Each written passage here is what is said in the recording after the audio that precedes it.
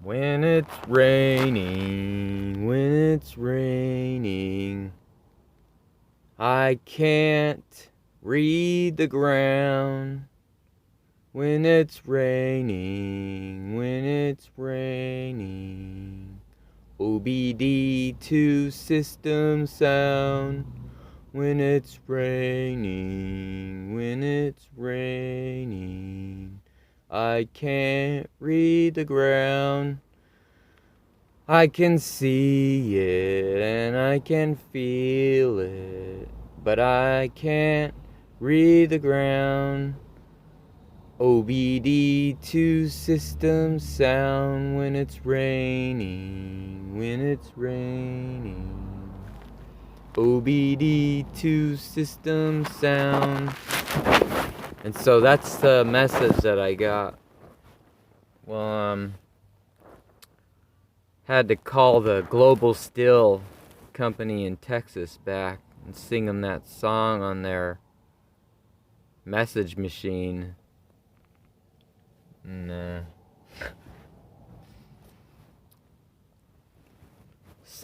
it's something about the Circle of David and Global Steel.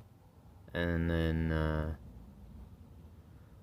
so in my past videos, I've been talking about this situation where this guy I knew from school, I had the problems in Colorado, and then I came back to Washington, and I was telling him, yo, I'll work for you and stuff, and I just need to get a car. And I need to get a car, and that's basically all I was planning on doing. I was like, I just need to get a car. And then I worked for the guy for like at least 6 months. It was like 6 to 7 months. One of the months he was even gone on a trip with the church up on the East Hill, the East Ridge Baptist, to Nepal, and I watched over his property that he rents for his business. Basically he paints houses, he cleans gutters, and does all the outdoor house stuff that rich people don't feel like they want to do or have time or something. They call him. He comes and fixes anything outdoor, indoor in the house except for plumbing and electrical, basically, is what he does. And I helped him start his business before I was in National Guard. And I worked for him a bunch of times for free, off and on, different times, not long times, just couple days here and there and stuff like that. Inadvertently coming back from Kansas, and I didn't know what was wrong with my back and neck, and then I was working, and then I lived with this guy, rented a room from him, and I really didn't want to. And then it was with him, and his father had got married, right, to some gal. And then these other younger girls thought I was a cute guy. But then while I lived with them, what I noticed was his stepsister, and then the other gal, the other chick that lived next door, both thought I was cute or something, supposedly. But really it was it would be a trouble situation for me. Because they were, well, I looked very young still. And I was like 20, 21. And I was like really young still, looking. I still looked like a lot younger, like, I looked like a young teen still when I was 21, you know? I looked like a young teen, right? And some people just have that. They still look like young teens through their 20s. Other people's look older, you know, especially taller people. Shorter people look younger more often for a long time through their 20s and 30s, maybe even longer. I mean, that's what the whole thing about Tom Cruise, because he's 5'7" and I'm 5'7", and he's a shorter guy, right? And it's just the thing, you know. I seen taller people; they do look older and shit, right? Bigger people do seem to age more, in a different way than smaller people. So that's why I've noticed. And so this guy's like 6 foot tall. I helped him start his business. I worked for him several times amidst his getting his business going. And then while I was in the National Guard, this guy was growing weed, right?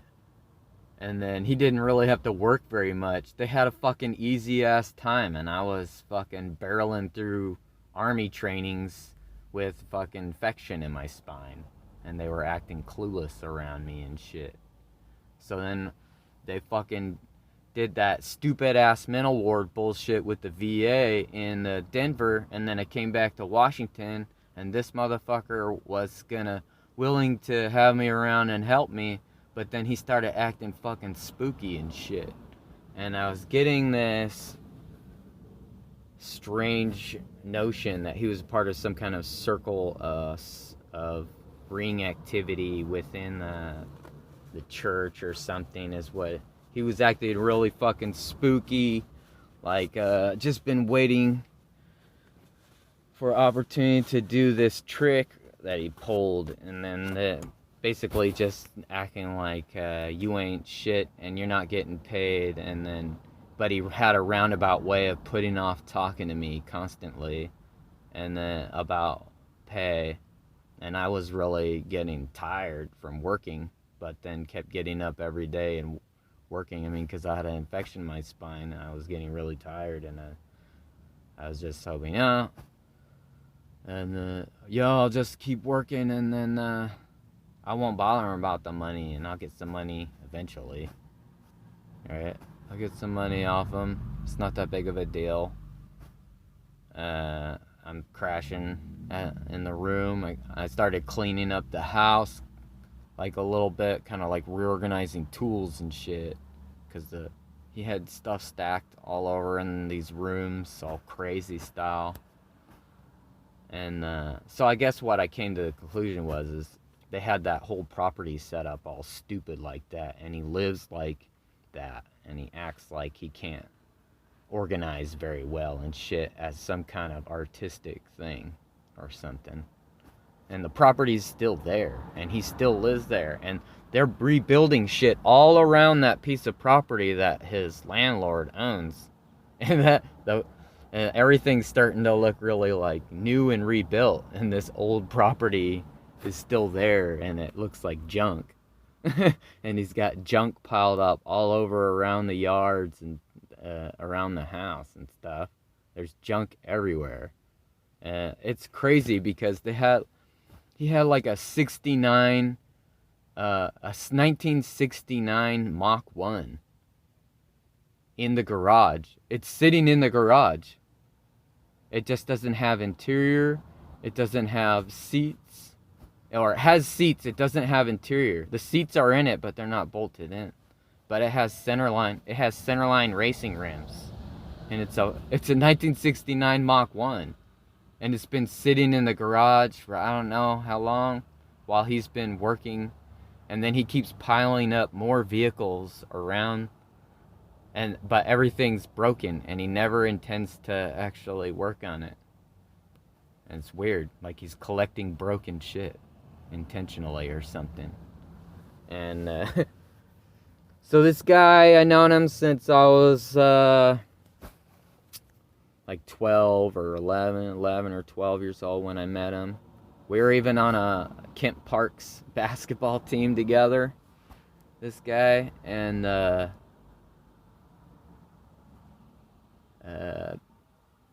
I lived down the street from him.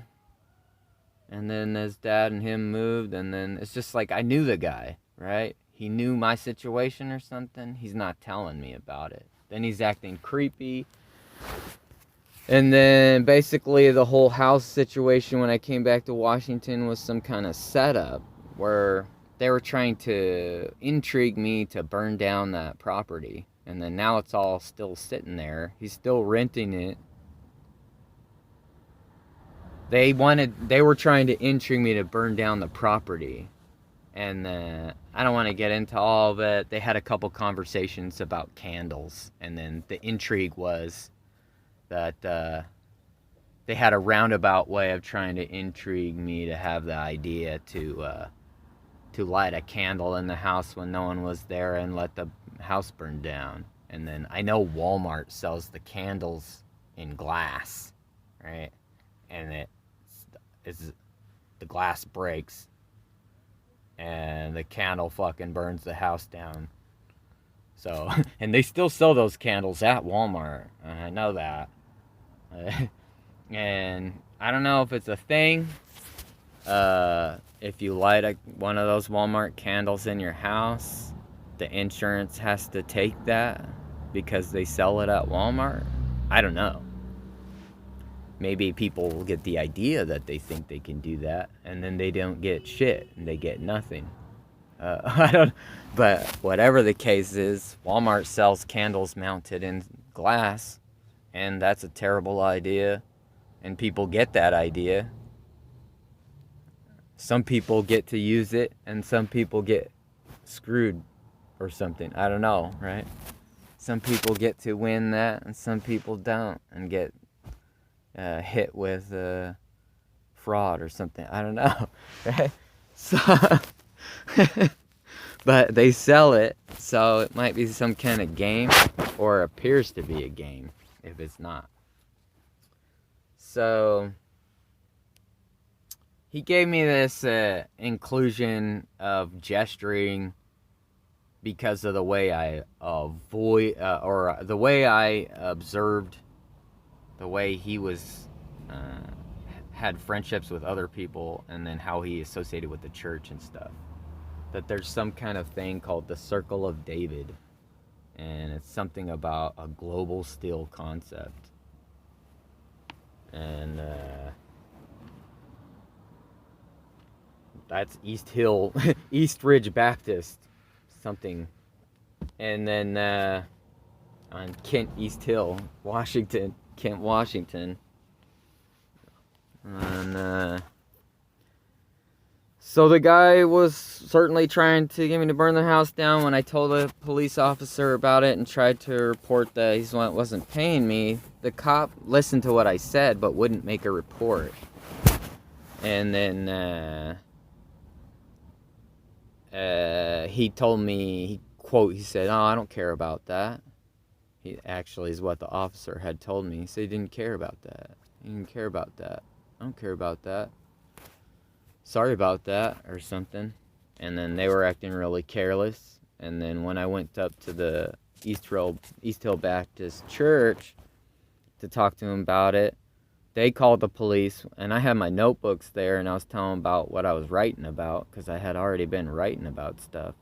And they called the police and had, for no reason, had me... told me that I'm not allowed to come around that church, and they didn't have to have a reason, and it wasn't reported or anything.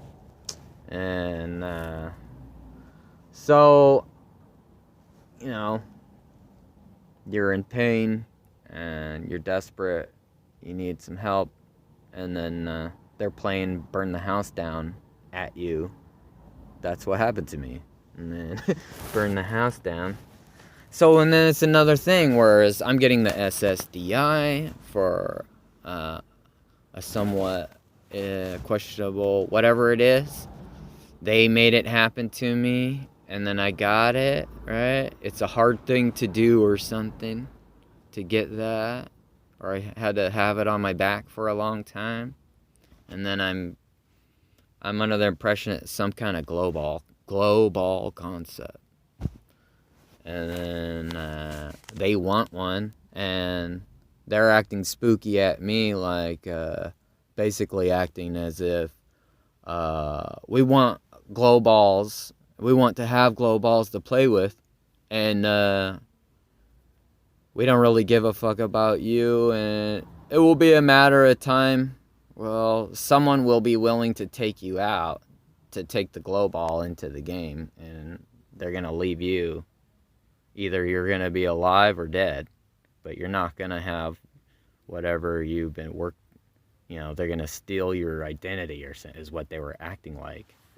They were giving me that impression, or that there was some kind of trade between the police, even knowledgeably, a game that they're playing, some Hard Knocks game. Like if I would have burnt down the property, they would have put me in prison or something, and then they would have traded. Like they would have told me about my infection in my spine, and I would have healed while I was in prison. But then when I got out, all my money and everything associated with my identity was something they were gonna do something with it while I was in prison or something. Or that's what the global concept is, or something, that you can do that. If they could do that to somebody, and then they can make that person do what they say is going to happen, they could then the cops will put that guy in prison, and they'll trade that guy.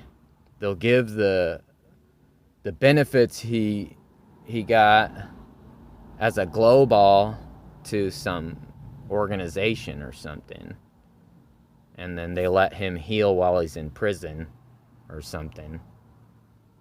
I don't know. I'm just guessing what's going on here. Why are these people trying to play burn the house down with me? I don't know. But I called Global Steel in Texas today and left them a message about the OBD2 song. And I'm thinking of a set that I'm going to do possibly nationwide if the Lord doesn't want to kill me and steal my benefits as a glow ball or something.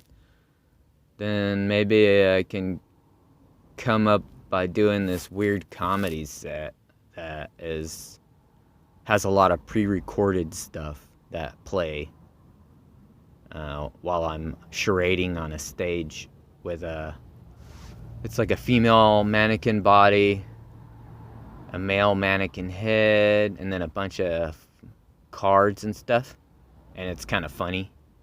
And I sing a song along with it and all that. And then, I don't know, I can only foresay what is possible if they're not going to kill me like they're acting like they want to happen. They want to take me out. They want to forget about how the benefits became and use it and send me on my way, is what they keep acting like. Or they want me to buy a gun or buy a baseball bat and hurt somebody really bad. I don't know. They want whatever they can cause me to do to put me in prison, and then that's when the trade happens or something. So this is this Global Steel, the Circle of David, something or other is what I can hear coming off of. And then I've been thinking about these messages a lot. So my skit on the stage is going to be called Born to be Cute. And they want a glow ball so bad that they're going to kill me and keep the glow ball secret or something. He gonna beat the spirit from the life or something. He gonna beat the spirit from the life or something like that is the final message of the day.